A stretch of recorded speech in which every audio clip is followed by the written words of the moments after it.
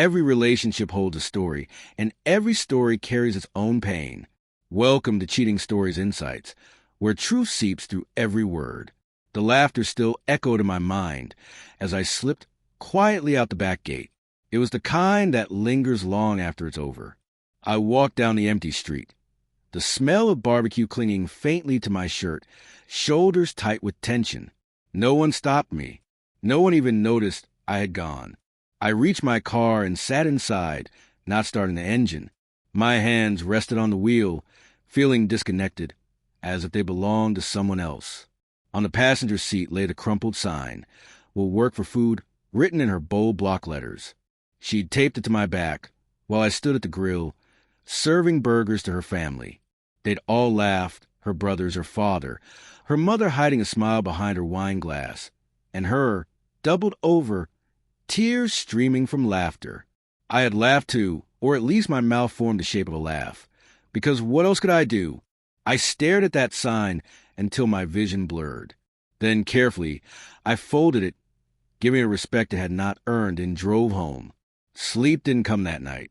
She returned around midnight, smelling of wine and smoke, chattering about the day's fun. I nodded absently at the muted TV. She kissed the top of my head casually, as if nothing had happened, and vanished into the shower. When she emerged, she flopped onto the bed, silent. Within minutes, she was snoring softly beside me. I lay awake, staring at the ceiling fan, each rotation sinking with my breath. The humiliation had been public, but the choice I made that night was mine alone. I began small. Over the next week, I let her think nothing had changed. I cooked, cleaned, fixed the dripping faucet she complained about. I asked about her day, listened, even laughed at her jokes.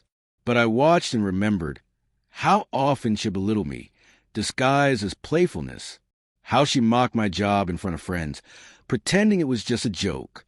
How every serious conversation became a performance for an audience.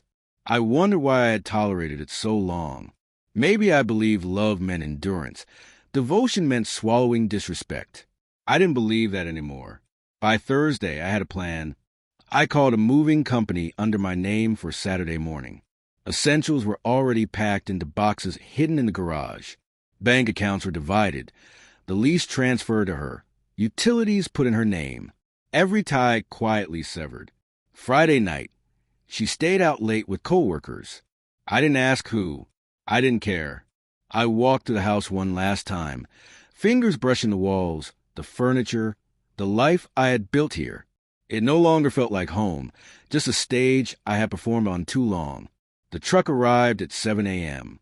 She was still asleep as the movers began loading boxes. I made coffee and sat at the kitchen island, waiting. At 7:42, I heard her footsteps on the stairs, followed by a sharp intake of breath. "What the hell is going on?" she demanded. I didn't look up. Moving? Her eyes widened at the half-empty living room. Moving? What do you mean, moving? I sipped my coffee. "I'm leaving." Her voice rose, disbelief in every word. I finally met her eyes, calm, flat. "What's there to talk about?" She floundered, glancing at movers carrying the couch out. This is crazy, all because of a stupid joke. I set my cup down gently. "Do you know what it feels like?" I asked softly. "To be laughed at by the people you fed, hosted, respected? To have the person you trusted most humiliate you like a child?" She opened her mouth, but no sound came. I stood, walked to the counter, and picked up the folded sign I had kept all week. Handing it to her, I said, voice low and steady, "I hope it was worth it." Then I walked past her, out the door, into the bright morning. By 9 a.m., the truck was fully loaded. I didn't look back as we pulled away. I drove to my new apartment, small, overlooking the river. Sparse, quiet, mine. I sat on the floor with coffee, watching the water move slowly. I expected grief, regret, something. Instead, there was only stillness. Freedom.